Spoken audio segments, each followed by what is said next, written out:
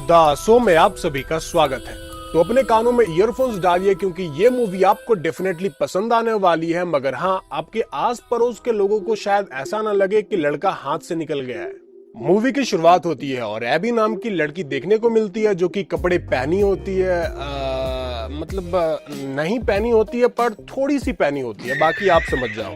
ये कैमरे में देखकर कहती है कि आप लोग मुझे स्लट समझ रहे होंगे, मगर मैं आपको बता दूं कि मैंने ऐसे कपड़े को इसलिए पहना है ताकि मैं उन मर्दों को फंसा सकूं जो कि शादीशुदा होने के बावजूद अपनी पत्नियों को धोखा देते हैं। और ये क्लब मेरे लिए जंगल है और मैं यहाँ पर शिकार करने आई हूँ। और वहीं पर एक आदमी होता है जो कि एबी को देखकर मक्खन जैसा फिसल जाता है, अपनी शादी की अंगूठी को निकाल कर अपने जेब में रख लेता है। वो एबी के पास जाता है और उसके लिए ड्रिंक्स खरीदने लगता है। तभी एबी उसके पॉकेट से वो रिंग को निकालती है और उससे कहती है कि तुमने जब अपनी होने वाली बीवी को ये रिंग पहनाया होगा तब तुमने उससे वादा किया होगा कि मैं तुम्हारा साथ जिंदगी भर निभाऊंगी, और तुम यहाँ मेरे साथ फ्लर्ट कर रहे हो। इसके बाद एबी वहाँ से निकल जाती है और जाते जाते वो कैमरे में देखकर कहती है कि अगर मेरी हिरनी जैसी मटकती हुई चाल को देखने के बावजूद अगर कोई रुक जाता है, इसका मतलब है कि वो अच्छा पति है।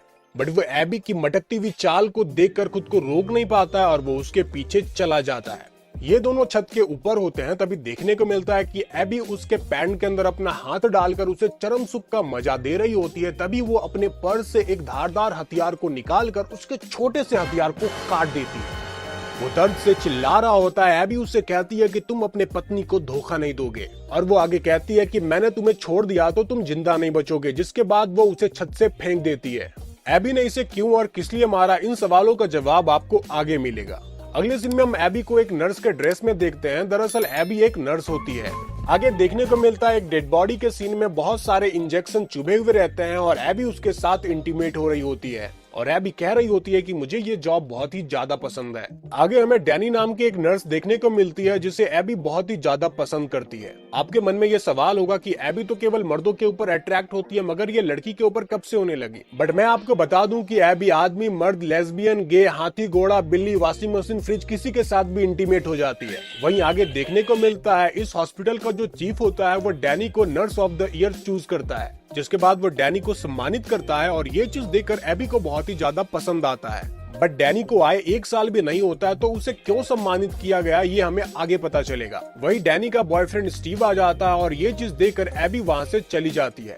आगे देखने को मिलता है उस हॉस्पिटल के स्टोर रूम से कुछ आवाजें आ रही होती है। डैनी जब वहाँ पर जाती है तब उसे वहाँ पर पीछे से कोई पकड़ लेता है। फिर हमें देखने को मिलता है कि वो डैनी का बॉयफ्रेंड स्टीव होता है, जिसके बाद वो दोनों वहाँ पर इंटीमेट हो जाते हैं। वहीं आगे देखने को मिलता है कि उस हॉस्पिटल में एक पेशेंट आता है जो कि बहुत ही ज्यादा इंजर्ड होता है। उस पेशेंट की खराब हालत देखकर डैनी बहुत ही घबरा जाती है, जिसके बाद वो चीफ उसके ऊपर गुस्सा जाता है। वो डैनी के ऊपर बहुत ही ज्यादा चिल्लाने लगता है और वो ऐसा क्यों करता है ये हमें आगे पता चलेगा। इतनी डांट सुनने के बाद डैनी बहुत ही ज्यादा अपसेट हो जाती है और इस चीज को एबी देख रही होती है। अगले सीन में देखने को मिलता है कि डैनी बाथरूम में नहा रही होती है और ये चीज को एबी देख लेती है। तब वो सोचती है कि यही सही मौका है उसके करीब जाने का, मगर तभी डैनी अपने बॉयफ्रेंड को फोन करके उसे सारी बातें बता देती है। तभी एबी सोचती है कि इसके बॉयफ्रेंड का कुछ तो इलाज करना पड़ेगा।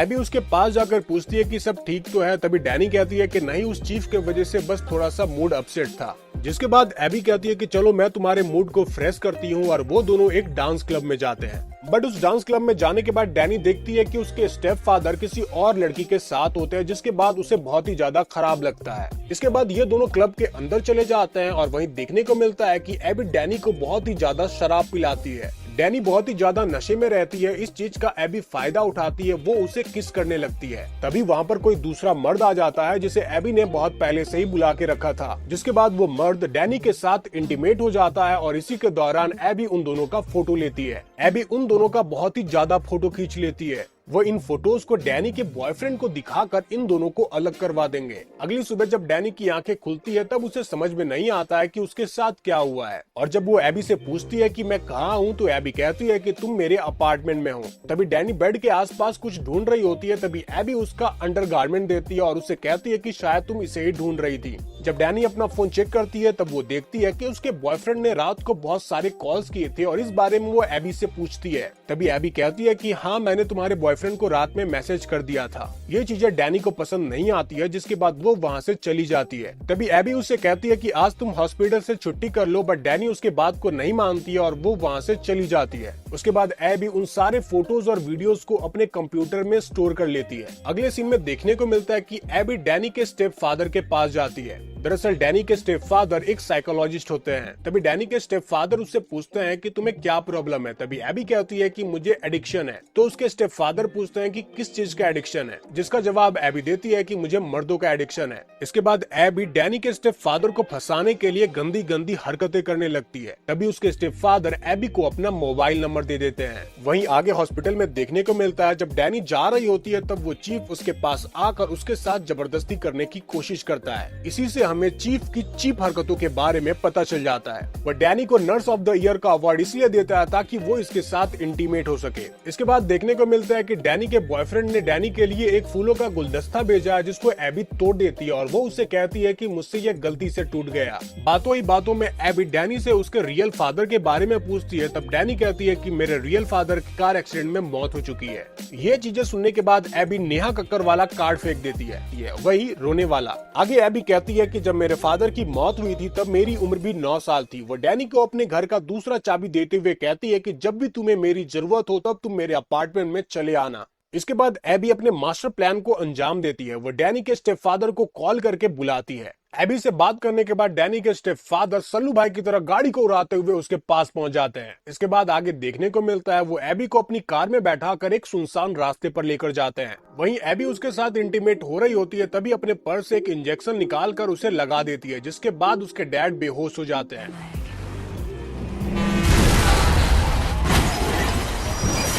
इस एक्सीडेंट के बाद डैनी के स्टेप फादर की वहीं पर मौत हो जाती है। तभी दूसरे कार से ड्राइवर निकलता है और वो एबी को कहता है कि जल्दी से तुम एम्बुलेंस को कॉल करो। तभी एबी अपना फोन निकालती और वो कहती है कि कल मेरे 17 रुपए कट गए थे, तुम कब दोगे। और इसके बाद वो वहाँ से चली जाती है। इसके बाद एबी अपने घर पर जाती है। तभी उसका पड़ोसी वहाँ पर आ जाता है और वो उसे कहता है कि तुम्हारी जो कुछ भी प्रॉब्लम है तुम मेरे साथ शेयर कर सकती हो। तब एबी उससे कहती है कि हाँ, मेरी जो कुछ भी प्रॉब्लम होगी मैं तुम्हारे साथ शेयर करूंगी। एबी अपने रूम के अंदर जैसे ही जाती है वहाँ पर डैनी बैठकर रो रही होती है। दरअसल डैनी को पता चल चुका है कि उसके फादर की मौत हो चुकी है। एबी डैनी को संभालने का नाटक करती है। तभी एबी कहती है कि मैं यहाँ से चली जाऊंगी अपने बॉयफ्रेंड के साथ। ये चीज सुनने के बाद एबी को बिल्कुल पसंद नहीं आता है। वो उससे कहती है कि मैं तुम्हारी इतनी केयर करती हूँ और तुम अपने बॉयफ्रेंड के साथ जाओगी। मैं तो एबी के फुल सपोर्ट में हूँ, क्योंकि भाई मेहनत का फल तो मिलना ही चाहिए। इसके बाद एबी कहती है कि मैंने जानबूझकर तुम्हारे स्टेप फादर को मरवाया है ताकि तुम अच्छे से रह सको। ये चीज सुनने के बाद डैनी बहुत ही ज्यादा डर जाती है और वो वहाँ से चली जाती है। अगले सीन में डैनी के स्टेप फादर का फ्यूनरल देखने को मिलता है, जहाँ पर डैनी बहुत ही ज्यादा उदास होती है और वहाँ पर एबी भी होती है, जो कि पुलिस वाले को डैनी के फादर की मौत के इन्वेस्टिगेशन में उसकी मदद कर रही होती है। वो पुलिस वाला डैनी के पास आता है और वो उससे कहता है कि तुम्हारे फादर को किसी ने पैरालाइज करने का इंजेक्शन दिया था और मैं इस केस की छानबीन बहुत ही गहराई से करूंगा। आगे देखने को मिलता है उस हॉस्पिटल में एक नई एचआर आई हुई होती है, जो कि अपने काम को लेकर बहुत ही ज्यादा पैशनेट होती है। वो एबी को देखकर कहती है कि मेरे पड़ोस में तुम्हारी तरह ही एक लड़की हुआ करती थी और उसका नाम सैरा था। इन बातों को डैनी चुपचाप सुन रही होती है। वो समझ जाती है कि एबी यहाँ पर फेक नाम से आई हुई है। आगे सीन में देखने को मिलता है एचआर जब अपना काम खत्म करके घर लौट रही होती है, तभी एबी उसे मिलती है। एबी कहती है कि मेरे घर में पार्टी है, क्या तुम आना पसंद करोगी, और एचआर हाँ कर देती है। इसके बाद एबी डैनी को फोन करके कहती है कि आज तुम मेरे घर पर आ जाओ, क्योंकि आज एचआर भी आने वाली है और आज हम लोग पार्टी करेंगे। पर डैनी मना कर देती है, जिसके बाद एबी को बहुत ही ज्यादा गुस्सा आ जाता है और वो उसके उस न्यूड पिक्स और फोटोज को भेज देती है। इन फोटोज को देखने के बाद डैनी बहुत ही ज्यादा डर जाती है, क्योंकि वहाँ पर उसका बॉयफ्रेंड स्टीव भी होता है। वो उन फोटोज को जल्दी जल्दी डिलीट कर ही रही होती है, बट लास्ट फोटो की थोड़ी सी झलक उसका बॉयफ्रेंड देख लेता है। इसके बाद उसका बॉयफ्रेंड कहता है कि तुम गंदी फिल्म देख रही थी। तभी डैनी कहती है कि नहीं मैं तो बस वायरस को डिलीट कर रही थी। इसके बाद देखने को मिलता है कि डैनी को एक वीडियो कॉल आता है, जहाँ पर एचआर उस वीडियो कॉल में होती है। एचआर बहुत ही ज्यादा शराब पी हुई होती है और वहाँ पर एबी आ जाती है। एबी उसको जैसा इंजेक्शन मारने वाली होती है, तभी वीडियो कॉल कट जाता है। डैनी ये देखकर बहुत ही ज्यादा डर जाती है। वो ये सोचती है कि वो एबी को भी मार देगी, जिसके बाद वो तुरंत ही पुलिस को फोन करती है और उसे सारी बातें बता देती है। अगले सीन में हम एबी और डैनी को पुलिस स्टेशन के अंदर देखते हैं, पर वो पुलिस ऑफिसर एबी को छोड़ देता है और डैनी से कहता है कि तुम बहुत लकी हो क्योंकि तुम्हारी दोस्त बहुत अच्छी है, तुमने उसके ऊपर झूठे आरोप लगाए बट उसने तुम्हारे ऊपर कोई मुकदमा नहीं किया। तुम्हारे दोस्त ने तो बस रात को बहुत ही ज्यादा शराब पिया है, इसके अलावा और कुछ भी नहीं किया है। और एबी कह रही थी कि तुम उसको बहुत ही ज्यादा पसंद करती हो, इस वजह से तुमने उसके अपार्टमेंट का डुप्लीकेट चाबी बनवाकर अपने घर पर रखा हुआ है। इसके बाद वो पुलिस ऑफिसर डैनी को फोटोज दिखाता है और वो उसे कहता है कि देखो प्रूफ हमारे सामने है, तुम एबी को किस कर रही हो।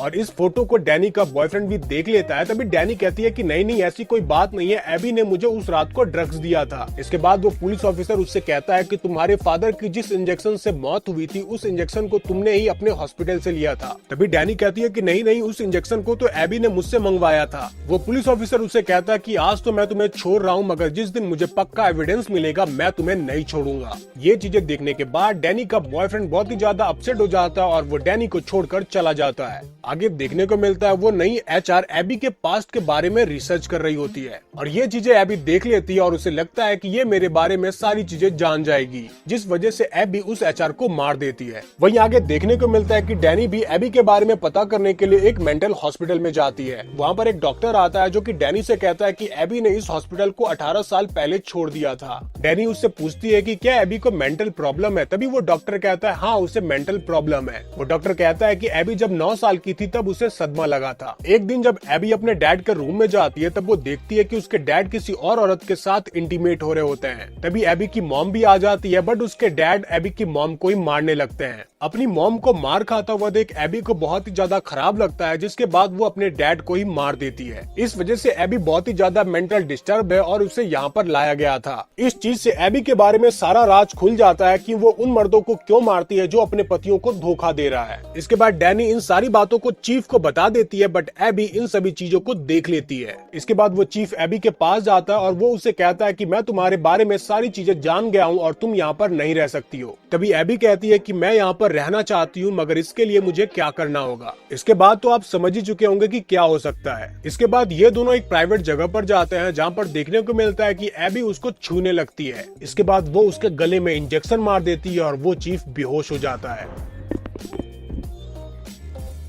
जब चीफ की आंखें खुलती है तब देखने को मिलता है कि वो बंधा हुआ होता है और एबी उसको टॉर्चर कर रही होती है। एबी इतना ज्यादा टॉर्चर करती है कि उस चीफ की मौत हो जाती है। वहीं कुछ दिनों के बाद देखने को मिलता है कि एबी एक नए मर्द के साथ इंटीमेट हो रही होती है। दरअसल वो मर्द कोई और नहीं वो पुलिस वाला होता है जो डैनी के स्टेप फादर के केस को इन्वेस्टिगेट कर रहा होता है। इसी चीज से आप ये अंदाजा लगा सकते हैं कि एबी एक साइको किलर है। वहीं आगे डैनी अपने कार में देखती है तो उसे एचआर का फोन मिलता है। इसी से आप ये अंदाजा लगा सकते हैं कि एबी उस एचआर के मर्डर का आरोप भी डैनी के ऊपर लगाना चाहती है। तभी डैनी उस पुलिस वाले को फोन करके कहती है कि मैं जानती हूँ कि तुम एबी के साथ रोज इंटीमेट हो रहे हो, मगर तुम मेरी बातों का भरोसा करो, वो एक साइको किलर है और इस बारे में तुम्हें उस मेंटल हॉस्पिटल में जाकर पता चल जाएगा। इसके बाद डैनी तुरंत उस हॉस्पिटल में जाकर देखती है कहीं एबी ने सच में उस एचआर को मार तो नहीं डाला। बट उस हॉस्पिटल में पहुंचने पर डैनी को एबी मिल जाती है, जिसके बाद उन दोनों के बीच में लड़ाई हो जाती है और इसी लड़ाई के दौरान एबी बहुत सारे सिक्योरिटी गार्ड को मार देती है। तभी वहाँ पर स्टीव आ जाता है जिसको देखने के बाद एबी वहाँ से भाग जाती है। जिसके बाद एबी ऑपरेशन थिएटर के अंदर जाकर सभी पेशेंट को मारने लगती है। डॉक्टर्स उसे रोकने की कोशिश करता है मगर वो उसे भी मार डालती है और जब तक स्टीव उसके पास पहुँचता है एबी वहाँ से भाग जाती है। आगे के सीन में देखने को मिलता है कि एबी अपने अपार्टमेंट को छोड़कर भाग रही होती है। तभी वहाँ पर वो पुलिस वाला आ जाता है। वो पुलिस वाला एबी से कहता है कि मैं जान चुका हूँ कि डैनी के स्टेपफादर की मौत में तुम्हारा हाथ है और मैं तुम्हें गिरफ्तार करता हूँ। तभी एबी कहती है कि संबंध तो हमारा और तुम्हारा भी था। इन दोनों की बातचीत के दौरान उसका वही पड़ोसी आ जाता है, जिसके बाद एबी ये नाटक करने लगती है कि मुझे मत मारो, मेरे सारे पैसे ले लो। तभी उस पड़ोसी को लगता है कि एबी को कोई लूटने की कोशिश कर रहा है तो वो उसके सर के पीछे मार देता है और इस पुलिस ऑफिसर की मौके पर ही मौत हो जाती है। फिल्म के एंडिंग सीन में देखने को मिलता है कि एबी एक नए नाम के साथ एक नए हॉस्पिटल में होती है। अब तो आप ये समझ ही चुके होंगे कि एबी का यहाँ पर खूनी खेल शुरू होने वाला है और इसी के साथ ये मूवी खत्म हो जाती है। अगर आपने हमारे इस वीडियो को एंड तक देखा है तो हमारे चैनल को तुरंत ही सब्सक्राइब करें, वीडियो को लाइक करें, क्योंकि आपके सपोर्ट की हमें बहुत जरूरत है। आप अपना ख्याल रखिए, तब तक के लिए बाय बाय, मिलते हैं अगली वीडियो में।